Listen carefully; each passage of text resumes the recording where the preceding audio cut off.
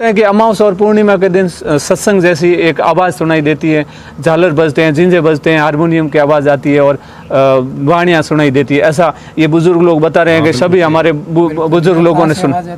ये पूरे पाठ से ऐसे आवाज़ अंदर से आवाज़ आती है, जैसे कहीं सत्संग हो रही है, जैसे कहीं भजन हो रहा है, जैसे कोई वाणी गाई जा रही है। मेहनत करने की कम है, मतलब मैं शॉर्ट में कहूँ कि फोकट का ज़्यादा अच्छा लगता है। जानवर तो भाई सेवा भी उनको मांगता है, ये मांगता है, वो करते नहीं। अब जैसे ट्रैक्टर हल खड़ने है तो पहले ऊँटों से करते थे, अब ट्रैक्टरों से साधन कम हो गए, इसलिए बाकी आंसान। सर आज आप कहाँ बैठे हैं और जो ये पहाड़ी बिंजा बाबा की पहाड़ी है उसको बडाल भाकर क्यों कहते हैं? देखिए, आज हम बिंजा बाबा के स्थान पर हैं। बिंजा बाबा ने यहाँ जीवित समाधि ली थी, आज उनका मेला संपन्न हुआ है, सभी यहाँ भक्तजन विराजमान है। आपने जैसे पूछा कि ये जो बडाल है पीछे पहाड़ी, इसकी क्या विशेषता है और इसको बडाल क्यों कहते हैं, तो यहाँ बुजुर्ग लोग बैठे, हम यही चर्चा कर रहे थे और सभी यही बता रहे हैं कि भाई दो तीन बातें हैं। पहली बात तो ये जो पहाड़ी है ये ओम के आकार की है। आप देखिए उधर से शुरू होकर के ये ओम आता है और पीछे पूरा ओम बनता है। तो ये ओम तो आपको पता है परमात्मा का, भगवान का परिचायक है। तो और इस कारण ये बड़ी पहाड़ी, बड़ी यानी जो बड़ी है, सिरे है, और तो एक तो आकार में भी बड़ी है और एक ओम का आकार होने के कारण इसकी महत्ता और ज़्यादा बढ़ जाती है। दूसरी चीज़ है यहाँ पर इस भाकरी पर आपने पीछे जाके देखे होंगे बहुत पुराने पेड़ हैं।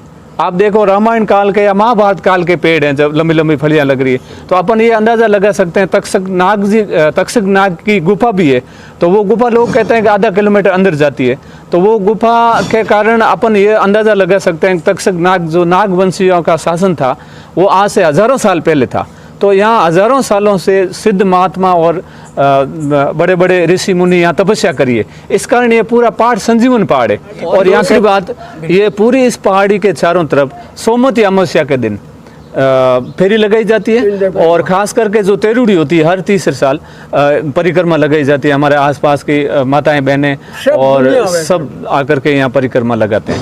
ये भी बताया जाता है कि इसके पहाड़ के अंदर एक गुफा है जी, अंदरूनी गुफा है, उसके बारे में वो गुफा के बारे में ऐसा बताया जाता है कि वो तक्षक नाग जी की गुफा है और वो आधा किलोमीटर तक के अंदर जाती है। अब हम तो कोई गए नहीं, पर ऐसा हमारे ये बुजुर्ग लोग मानते हैं, ऐसी मान्यता है। ये कोई कन्फर्म नहीं है, इसको कन्फर्म किया जा सकता है, देखा जा सकता है। साधु महात्मा जाते हैं क्योंकि अंदर है और गुफा है, गहरी है, डर भी लगता है, भय भी लगता है, पर है ज़रूर। यहाँ 2-3 गुफाएँ हैं। एक बार ये जो सवाल आता है, कई बार और भी हमने वीडियो बनाए, तो ये सवाल आ रहा है कि यहाँ का सबसे बड़ा पर्चा माने इस मारवाड़ में, तो वो पर्चा है चर्म रोग का, तो उसको लेकर क्या कहें?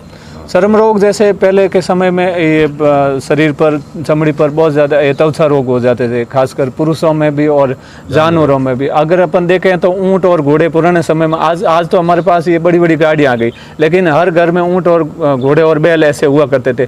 तो उनके कोई चर्म का रोग हो गया तो बिंजा बाबा के आस का लगाते थे, यहाँ के बबूती लगाने से वो हो जाती थी। और महिलाओं पुरुषों में भी, लोगों में भी अगर चर्म रोग होता था तो वो यहाँ के आस का, आज भी श्रद्धा है, लोगों की मान्यता है।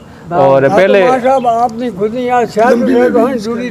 भरा जाता था तो ऐसा इन्होंने देखा है कि 400 ऊँट यहाँ पर आते थे, बड़ा मेला भरा जाता था। आज भी जैसे दुबई में हमारे रहते हैं, फॉरेन में जो और रेस कोर्स में जो रहते हैं लोग, वे लोग आज छुट्टी आते हैं तो यहाँ आके जाते हैं, क्योंकि उनका घोड़ों का काम होता है। उनकी मान्यता है कि भाई बिंजा बाबा हमारी रक्षा करते हैं। ऐसा भी कहा जाता है कि ये ऊँटों के देवता जी, ऊँटों मतलब ऊँटों का मतलब पशुओं का पहले ऊँट ही होते थे, बैल होते थे, घोड़े होते थे और ऊँट ज्यादा होते थे, तो ऊँटों के देवता के रूप में मान्यता है बिंजा बाबा की। मैंने सुना है, ऐसा बताया जा रहा है कि जो बिंजा बाबा का जो क्षेत्र है, जो सीमा है, वहाँ सीमा में घुसने से पहले तो वो चप्पल बूट जो भी जूते होते हैं वहाँ उतार दिए जाते थे। अभी तो हम देख रहे हैं मंदिर के अंदर भी पड़े हैं, तो उसको लेकर आप क्या कहें? देखो सर, बुजुर्ग आदमी हमारे यहाँ बातें करते थे, हमारे सुनी हुई है। ये इस पहाड़ के ऊपर कोई औरतें नहीं चढ़ती थी और चमड़े के जूते भी है तो यहाँ उतार के जाते थे। और ये बुजुर्ग आदमी बैठे, इनको भी नॉलेज है, ओरण में भी जूती पहन के नहीं आते थे, ये बैठे, इनसे पूछ लो। देखो ये मतलब बहुत पवित्र धाम है, तो इसकी पवित्रता रखनी अपना ही काम है, अपना धाम है तो अपन को ही ध्यान रखना है पवित्रता क्या है और अपवित्रता, ये तो अपन हर इंसान समझते हैं। इसकी पवित्रता अपन खुद रखेंगे जब रहेगी। एक तो मेरा ये सवाल है कि इतना बड़ा ये धाम है मारवाड़ का और ऊँटों का देवता का मंदिर है, तो ये धीरे धीरे लुप्त क्यों हो रहा है? देखो कहीं ना कहीं कहाँ आप कमी मान रहे हैं? देखो, एक तो ऊंट और जानवर अब कम हो गए, साधन ये दूसरे ज़्यादा हो गए, साधन कम हो गए। वो मतलब जानवर रखने की दूसरी बात पहुंच भी नहीं है आज के लोगों की।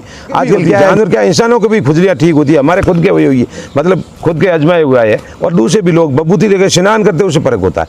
मैं बताऊँ, भूत प्रेत यहाँ मैंने मेरे आंखों से सामने देखा, जैसे महाराज जी बैठे हैं, कोई आया उनको होश आवास ही नहीं, पकड़ के लोग लेके आ रहे हैं, और महाराज जी ये पोंकड़ियों वहाँ बबूती और पोंकड़ियों को झाड़ा देते, ठीक होकर जाते। ये तो हम देखते हैं यहाँ आज भी, मतलब पर्चा है, हम भी उस चीज़ को मानते हैं, बहुत प्राचीन। हमारा ये। और एक आप जो देख रहे हैं इस वीडियो को, युवा पार्टी, उनके लिए सबसे बड़ा आप क्या संदेश देंगे? देखो, युवाओं को मेरी ये संदेश है, सबसे पहले नशा नहीं करना है। आपका सबसे पहला सुख होता है निरोगी काया। आपकी काया है तो सब है, नहीं तो कुछ नहीं है। युवाओं को नशा, और दूसरी बात, यहाँ आएंगे तो यहाँ तो घूम के जाने से ही बुद्धि आएगी।